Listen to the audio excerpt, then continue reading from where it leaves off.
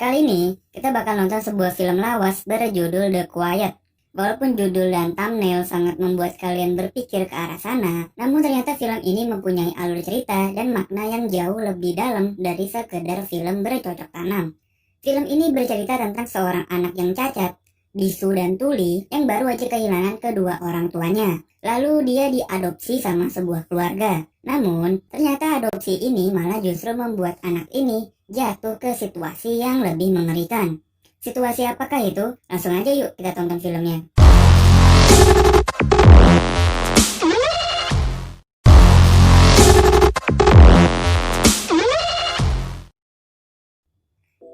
Dot adalah seorang anak yatim piatu yang bisu dan tuli karena kedua orang tuanya meninggal. Jadi dia pun diadopsi sama teman ibunya yang bernama Olivia.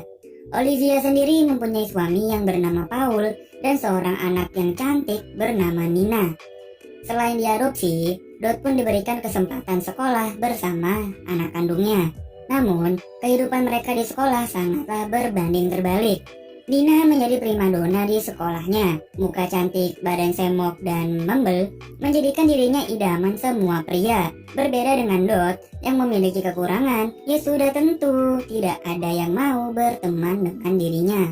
Dot pun lebih banyak menghabiskan waktu menyendiri di kamar mandi.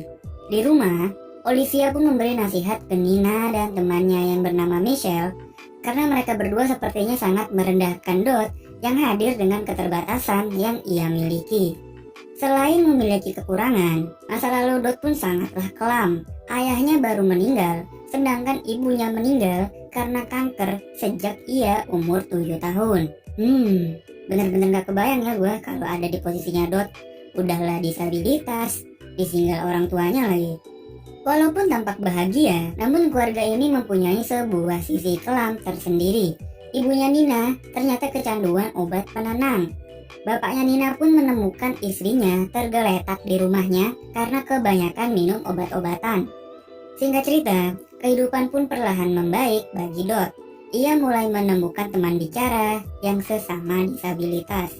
Di balik kekurangannya, Dot ini mempunyai skill bermain piano yang sangat luar biasa.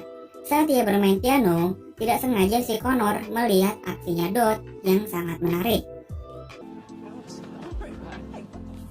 Di keheningan malam, Dot pun merindukan ayahnya. Ia pun duduk tersandar di tembok dengan memeluk abu jenazah ayahnya. Satu-satunya hal yang mengingatkan dia dengan ayahnya cuy. Namun, di saat ia lagi bersedih, ia pun kebelet buang air.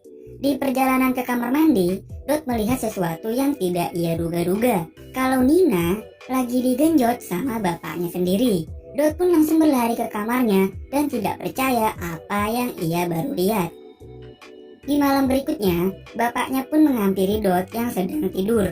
Bukannya ingin digenjot, bapaknya pun curhat kalau dirinya ini sakit. Dia pun merasa depresi akan penyakit yang ia derita.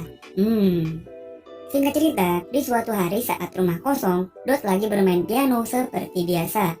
Namun, dia ini tidak sadar kalau ada Nina yang mengintip aksinya. Dan tiba-tiba si Dot ini mengumpat dan bernyanyi. Waduh, Nina pun kaget mendengar Dot yang ternyata tidak cacat. Keesokan harinya di sekolah, Nina pun makan bersama Dot. Di sana, ia bercerita kalau dirinya ini akan membunuh bapaknya sendiri. Nina ingin menyudahi ini semua. Dia sangat membenci bapaknya, namun dia mencintai bapaknya saat bercocok tanam. Nina pun dengan sengaja menjelaskan apa yang biasa ia lakukan pada bapaknya. Ya tentu si Dot pun jadi risih mendengar hal ini. Nina pun bercerita kalau dia akan menembak bapaknya dengan senjata yang dimiliki oleh bapaknya Michelle. Sepulang sekolah, lagi-lagi si Connor melihat Dot yang lagi asik bermain piano. Kayaknya Connor ada rasa nih ya sama Dot. Lebih edannya, di malam harinya, si Connor main datang aja nih ke rumahnya Dot untuk mengajaknya belajar. Si Nina pun auto kaget. Kok si Connor malah nyari si Dot gitu kan, bukan nyari dia. Tiba-tiba, si Michelle pun juga ikutan datang membawa senjata bapaknya. Michelle yang tahu Connor lagi main ke rumahnya Nina pun malah jadi salting. Dia pun mengibas-ibaskan rambutnya dan memaksa Nina untuk bertanya pada dirinya. Let's rock. Selanjutnya Dot pun diajak keluar sama Connor untuk belajar bareng. Connor pun bilang kalau dirinya nih harus mendapatkan nilai bagus supaya mendapatkan beasiswa. Sedangkan si Nina sama Michelle malah... Michelle, put your tip. Lalu tiba-tiba si bapaknya Nina nih nyuruh Michelle buat pulang karena kepala bapaknya lagi tegang. Nina yang tahu bapaknya lagi minta jatah pun langsung menyuruh Michelle untuk segera pulang dari rumahnya. Sedangkan si Connor masih sempet-sempetnya aja nih menggoda Dot dengan merayunya dan memegang tangannya. Namun Dot malah kepikiran sama Nina yang mau membunuh bapaknya. Dot pun langsung pulang ke rumah meninggalkan Connor. Ternyata pas dia buka nih, yang dibawa Michelle itu tuh video bokep cuy, bukan senjata. Goblok lah. Si Nina pun lagi digenjot sama bapaknya. Gila.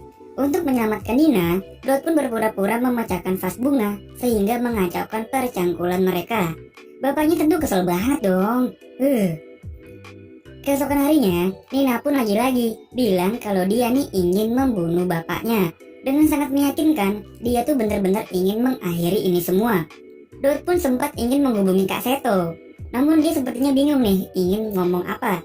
Akhirnya ia pun ke sekolah yang lagi ada pertandingan basket, di mana si Nina menjadi cheerleader dan Connor bermain basket di lapangan. Namun hari itu bukanlah hari terbaiknya Connor, permainannya sangatlah payah. Sehabis pertandingan pun, Dot menarik Connor untuk ke kolam renang. Di pinggir kolam yang tenang dan sunyi, mereka pun berduaan. Dan Connor pun sudah paham situasi dan kondisi seperti ini. Dia pun bercerita ke Dot kalau dia nih tadi ketahuan lagi mengasah pedangnya sama ibunya. Dia pun bingung kenapa pedangnya selalu berdiri tegak ke atas. Dot pun mencoba memahami apa yang dimau Connor dengan membuka bajunya. Mereka pun lalu mengadu mulut di pinggir kolam. Sedangkan Nina lagi-lagi dan lagi-lagi terus saja digoda sama bapaknya sendiri. Nina pun menggunakan beribu alasan supaya bisa terhindar dari terkaman bapaknya. Namun bapaknya tidak mudah menyerah cuy. Dia pun nyelonong masuk ke kamar Nina dan menggrepe-grepe Nina yang hanya menggunakan BH dan celana dalam yang sangat ketat. Nina pun menawari bapaknya untuk duduk dan menutup mata. Sedangkan tangannya Nina udah siap nih dengan setrika panas di tangannya. Niat hati ingin menempelkan itu setrika di mukanya. Namun Nina malah luluh karena bapaknya bilang dia mencintai Nina. Bangsat. Akhirnya Nina pun malah berbohong kalau dirinya ini tuh hamil. Ya sudah tentu yang dikandung adalah anak bapaknya. Nina pun lalu meminta uang untuk melakukan aborsi. Bapaknya pun mengiyakan agar semua masalah cepat selesai. Keesokan harinya, Connor kembali mengajak bicara Dot di sekolah. Namun responnya Dot sangatlah dingin. Jadi sebenarnya Nina ini nggak hamil. Dia hanya berbohong agar bisa terhindar dari bapaknya. Ia pun menggunakan uang itu untuk kabur dan mungkin setelahnya dia jadi wanita penghibur atau jadi penari perut. Gelap banget ya. Selanjutnya mereka pun berdandan untuk menghadiri pesta dansa di sekolahnya. Namun bapaknya langsung datang dan menghadang Nina. Bapaknya menganggap Nina ini berbohong. Bahkan bapaknya mengatai Nina seorang perempuan murahan. Anjir, udahlah digeprek, dikatain lagi. Gak ngerti gue sama bapaknya. Nina pun malah disiksoi sama bapaknya cuy. Dot sendiri memilih untuk menunggu Nina sambil bermain piano. Sambil menitikkan air mata, Dot pun tidak tega mendengar Nina yang disiksoi sama bapaknya. Dia pun membetot sebuah senar, lalu berjalan masuk ke dalam kamarnya Nina. Saat bapaknya sibuk mencari lubang untuk memasukkan pedangnya, Dot pun datang dan menggorok leher bapaknya dengan senar piano. Bapaknya pun langsung merasakan sesuatu yang tidak pernah ia rasakan sebelumnya. Nina pun kaget setengah mati ngelihat Dot yang seberani itu sama bapaknya. Tiba-tiba datanglah ibunya Nina yang blow on banget sih mukanya. Singkat cerita, mereka pun pergi ke pesta dansa, meninggalkan ibunya dan bapaknya yang sudah terbujur kaku. Di pesta kali ini, keadaan pun terbalik. Dot berdansa dengan Connor, sedangkan Nina pun terduduk di kamar mandi. Saat asik-asiknya berdansa, akhirnya Dot pun mengungkapkan dirinya yang sebenarnya. Kalau dia ini tuh bisa mendengar dan bisa berbicara. Connor pun kaget melihat hal ini. Dia pun malah pergi meninggalkan Dot sendirian. Aneh ya. Selanjutnya, Dot dan Nina pun pergi dari pesta itu dan menguburkan dasarnya Nina yang terkena muncratan darah bapaknya.